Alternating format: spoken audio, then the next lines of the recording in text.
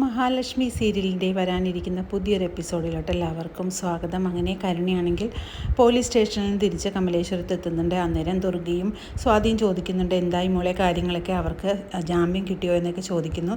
അപ്പോൾ കരുണ പറയുന്നുണ്ട്, അമ്മയെ ജാമ്യം കിട്ടുന്ന ഒരു കാര്യമല്ല അച്ഛൻ ചെയ്തിരിക്കുന്നത്. അമ്മയുടെ മുഖത്തടിച്ച് അമ്മയുടെ മുഖമാകെ നീര് വന്ന് വീർത്തിരിക്കുകയാണ്. ഞാനത് നേരിൽ കണ്ടപ്പോഴാണ് കാര്യത്തിൻ്റെ തീരുമാനം എത്രത്തോളമാണെന്ന് എനിക്ക് മനസ്സിലായത്. അത്രത്തോളം ക്രൂരമായിട്ട് തന്നെയാണ് അമ്മയെ അച്ഛൻ അടിച്ചിരിക്കുന്നത്. പിന്നെ എങ്ങനെയാണ് ജാമ്യം കിട്ടുന്നത്?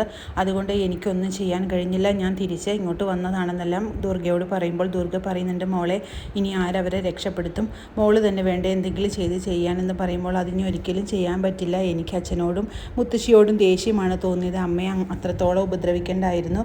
കാര്യങ്ങൾ പറഞ്ഞാൽ അമ്മ പോകില്ലായിരുന്നു. പക്ഷേ അത്രത്തോളം ഉപദ്രവിച്ചുകൊണ്ട് തന്നെയാണ് അമ്മയോട് എങ്ങനെ പെരുമാറിയത്. അതുകൊണ്ട് എനിക്കും ദേഷ്യമായതുകൊണ്ട് ഞാനും തിരിച്ചു പോകുന്നതാണെന്നല്ല കരുണ പറയാണ് ദുർഗയോട്. പിന്നീട് കണ്ണനാണെങ്കിൽ അനന്തുവിനോടായിട്ടൊരു സംശയം പറയുന്നുണ്ട്. എനിക്ക് നിന്നോടൊരു കാര്യം പറയണമെന്ന് കുറച്ച് ദിവസമായിട്ട് ഞാൻ ആലോചിക്കുന്നു.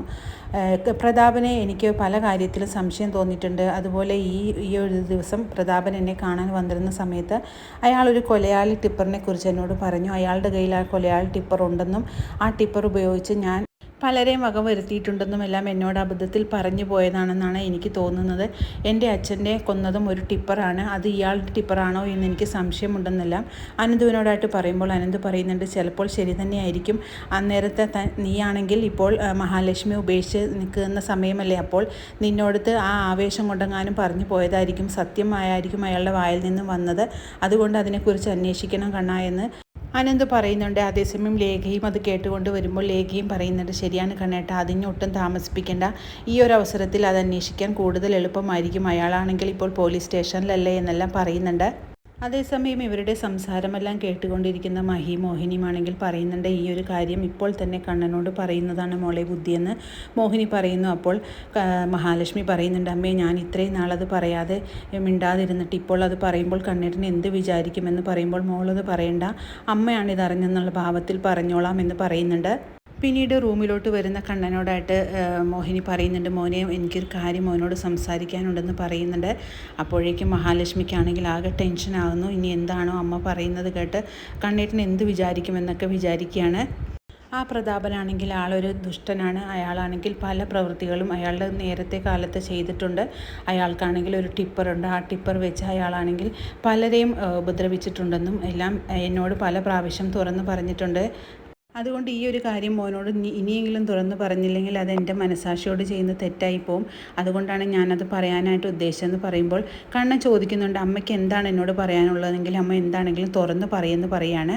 അതേസമയം ആ ഞെട്ടിക്കുന്ന രഹസ്യമാണെങ്കിൽ പറയുന്നുണ്ട്, മോൻ്റെ അച്ഛൻ മരിക്കാനിടയായതും മോനിക്ക് പണ്ടുണ്ടായിരുന്ന ആക്സിഡൻറ്റ് നടക്കാനിടയായതും ഇയാളുടെ ഈ ടിപ്പർ ലോറി ഉപയോഗിച്ച് തന്നെയാണെന്നും അയാളാണ് ഇതിൻ്റെ പിറകിലെന്നെല്ലാം മോഹിനി പറയുന്നത് കേൾക്കുമ്പോഴേക്കും കണ്ണൻ ഇതാണെങ്കിൽ ഇത് കേട്ട് ആകെ ഞെട്ടിത്തെറിച്ച് പോകുന്നുണ്ട്. കണ്ണൻ പറയുന്നുണ്ട്, അമ്മ എന്താണ് പറയുന്നത്, എനിക്ക് വിശ്വസിക്കാൻ പറ്റുന്നില്ല എന്ന് പറയുന്നുണ്ട്.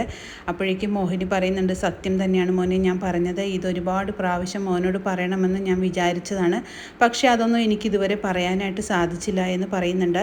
ഈ ഒരു അവസരത്തിൽ എനിക്ക് മോനോട് ഇത് പറയണമെന്ന് തോന്നി, അതുകൊണ്ട് മാത്രമാണ് ഞാൻ ഇപ്പോഴെങ്കിലും ഇത് പറഞ്ഞതെന്ന് പറയുമ്പോൾ ഇതിന് എൻ്റെ അച്ഛനെ കൊന്നതിന് എനിക്ക് അയാളെ വെറുതെ വിടാൻ പറ്റില്ല അമ്മേ, എനിക്ക് എന്തെങ്കിലും തക്കതായിട്ടുള്ള ശിക്ഷ അയാൾക്ക് കൊടുക്കണം.